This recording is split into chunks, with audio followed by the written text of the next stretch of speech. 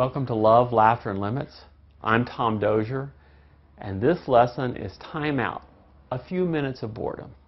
It's a skill for dealing with extreme behavior of children that cannot be ignored. And this version of timeout comes generally from the works of Glenn Latham, and I would like to acknowledge him in that regard. So timeout is really titled Timeout from Positive Reinforcement. Timeout should not be looked at as a punishment for bad behavior. What timeout is a way of taking away the attention from bad behavior that it normally generates. And so their child is getting all this attention, they're having this nice place, and a timeout is a break. It really is a few minutes of boredom after a problem behavior.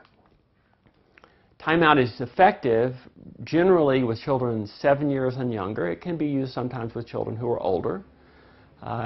It's used on severe behaviors, things that you cannot deal with other strategies. But we recommend trying some of these other strategies first, such as telling a child just to stop doing that. Or using stop and redirect. No, don't do that. Here, play over here. Or denying a child a particular privilege, like putting a toy away, or maybe just having them sit on the couch for a couple of minutes when they misbehave. If those don't work, and if you've tried positive means of addressing some of these issues that you think you should use a timeout for, then use a timeout. And used effectively, the need for timeout will decrease quickly. One of the ways you know that you're using timeout properly and everything else in the family is set up to support this is that the need for timeout decreases quickly. And so you want to watch that, because if you're using timeout and the need is not dropping off, then something's wrong fundamentally with the way it's being used. Because timeout fundamentally takes away the attention that is to be given normally to inappropriate behavior, and therefore that behavior doesn't have the payoff that the child would enjoy. Okay, so the steps of timeout, to be able to use timeout effectively, you kind of need to go through a process and get ready. You don't just start using timeout. First thing you want to do is you want to have a positive home environment, because it's that positive home environment that promotes good behavior, and it's also the contrast between the positive home environment and the dull, boring couple of minutes in timeout. You want to decide what earns a timeout. The third thing is you need to select a place for the timeout. Where are you going to do this? You have to have a timeout spot. And then the fourth thing is you want to practice it with the child. And that practicing it is huge. It makes a huge difference in the way it actually plays out when you have a timeout. And then you have to do the timeout. Calmly and simply, consistently, you execute the timeout. So let's talk about having a positive home environment. You need to make being with you positive. You see, if you're nagging and griping and complaining and making the kids do things, well then 2 or 3 minutes of quiet may be a wonderful, blessed relief. And so that doesn't create the contrast. You want to have time with you to be a positive thing. So one of the things you can do is you can use the inappropriate behavior when they act up a little bit as a cue that you need to try to have more positive interactions with the other kids, or with that child as well. You want to catch your child doing something right several times a day. Look around, find them, pay attention, notice when they're doing something, and say something about it. When possible, you want to ignore a lot of the inappropriate junk behavior, the little things that kids do, because that tends to really pull down our positive home environment.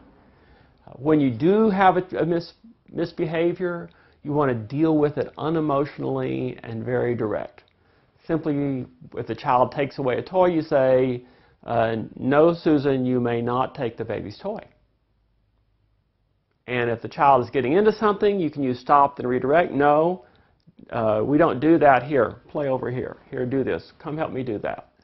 And so these are skills that will help you create a more positive home environment. And just smiling and enjoying having love and laughter in your home, all of those things are part of that positive home environment. The second thing you want to do is you need to decide what earns a timeout. We don't want to just use timeout here and there and as a surprise to the child. you really want to decide what behaviors earn a timeout. And some examples of behaviors would be things where other children are not able to proceed without interruption, or other people. So screaming and yelling and tantruming in a group setting, other people can't do what they should be doing.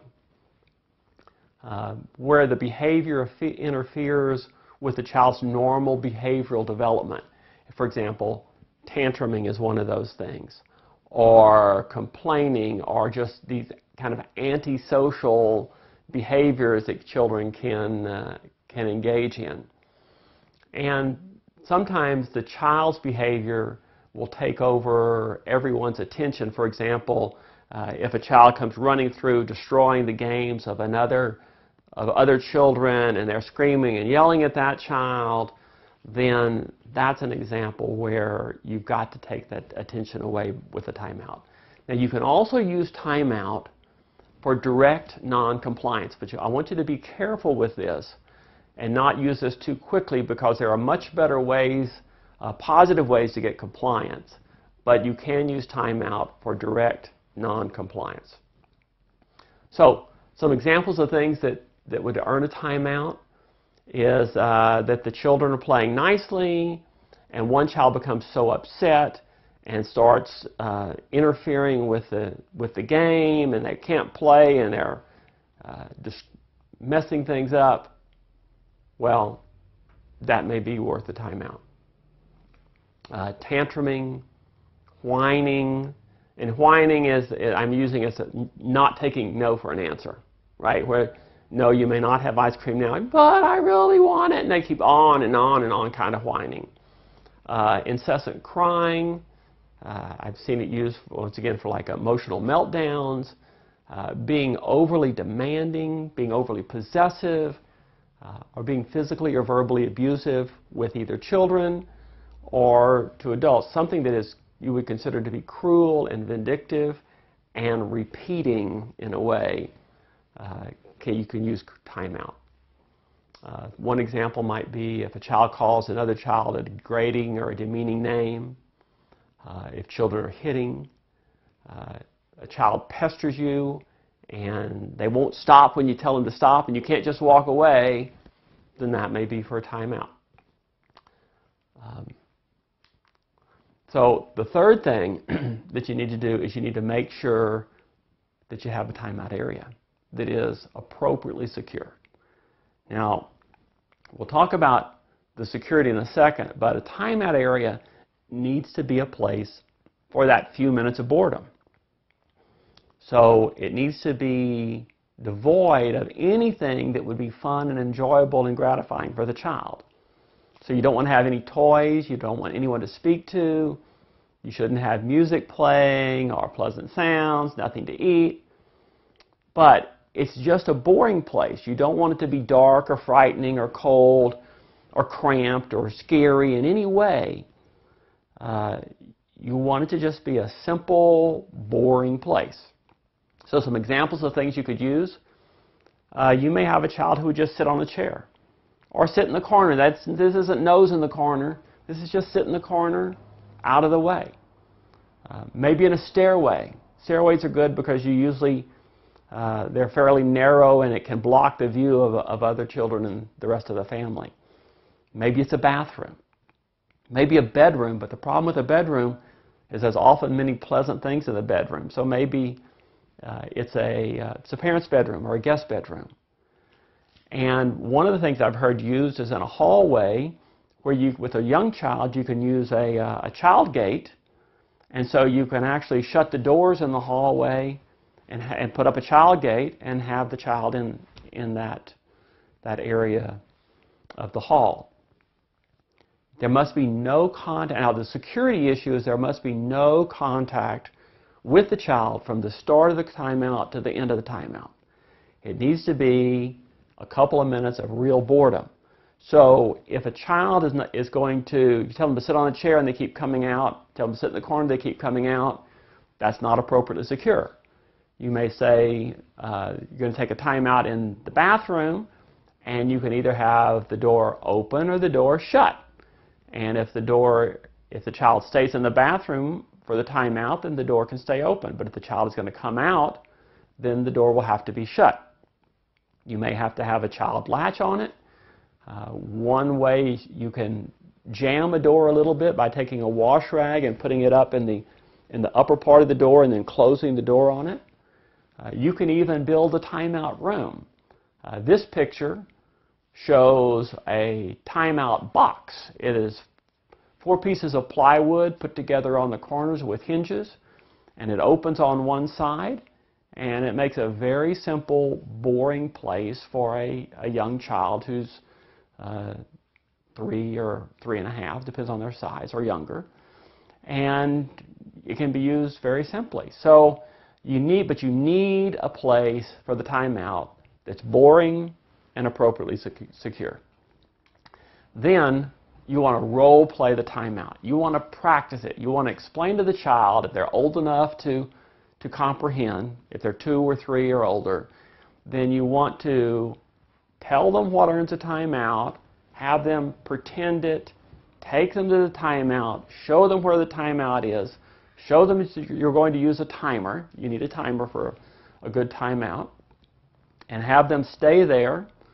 You can make a short, for the playtime, you make it a shorter than 2 minutes. You can make it 15 seconds. You can say you're going to stay here till the timer goes off. Timer goes off. Okay, now you can come out, and this is the way timeout's going to work. You can change if you think you have a child who's going to fight you going to timeout, reverse the roles. Okay, now I want you to be daddy, and I'm going to be you. I want you to be mommy, and I'm going to be you. And let's pretend that we're going to play timeout. Let's play timeout. And so you practice it several times.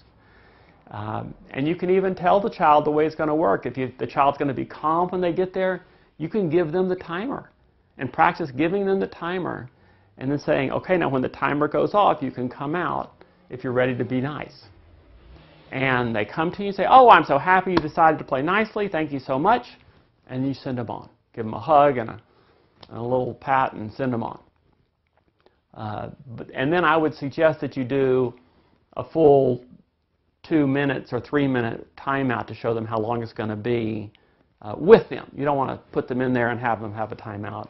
Just say, let's see how long 3 minutes the timeout's really going to be.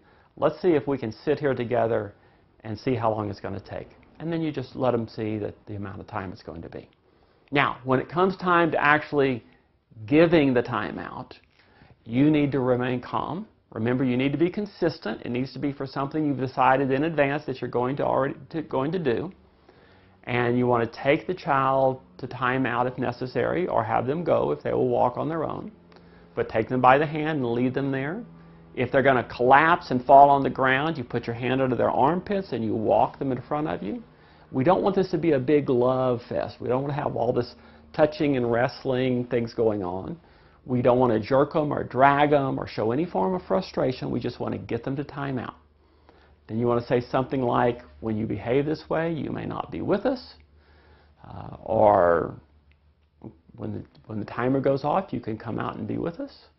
But don't apologize or moan and groan and say how much you regret having to take them to timeout and you wish they'd behave better. This needs to be very unemotional. See, what we want to have happen is we want to have the inappropriate child behavior and then boredom. And without a whole bunch of excitement that generally goes on, that generally happens after inappropriate behavior, because inappropriate behavior normally produces immediate excitement and attention. So, inappropriate behavior, timeout. The child's quiet for 2 or 3 minutes, and they have to be quiet to come out. So if they scream and rant and rave, they stay in timeout until they calm down, plus a couple of minutes. And then at the end, you want to keep it short and sweet. Have them come on out and say, okay, timeout's over. You can come out if you're ready to play nicely. Or, hey, time to come out. And that's it. And if they want to stay there, let them stay there. You walk away, because the purpose of this is to have inappropriate behavior, boredom, and then life to continue again. So we don't want to go back and force an apology and have a big discussion about what went on And why this happened, because all of that attention for these repeating behaviors tends to keep it happening again and again and again. A couple of exceptions for timeout that Dr. Latham gives is if you have a child that is anxious and they're afraid of either being left behind or they're maybe afraid of spending the night in timeout, then you can bring them out after a couple of minutes, even if they're fussing. But to stay out, they have to calm down and stop the fussing, and then they have to cease the behavior that earned them the timeout in the first place. They have to do something appropriate. And so that's just an exception. You can look at that depending. That should be a fairly unusual situation for timeouts. So remember, timeout is a way of taking attention away from inappropriate behavior. That's really the purpose. It's not a punishment. It's not a way of getting even. It's not some form of justice. It's a way of giving a child a little bit of boredom after an inappropriate behavior so they'll learn, hey, inappropriate behavior doesn't create huge amounts of fun and excitement. It creates boredom. So thank you for watching this class on timeout, a few minutes of boredom. I'm Tom Dozier, wishing you an abundance of love and laughter in your family, along with limits to help your children behave well and be happy. Thank you.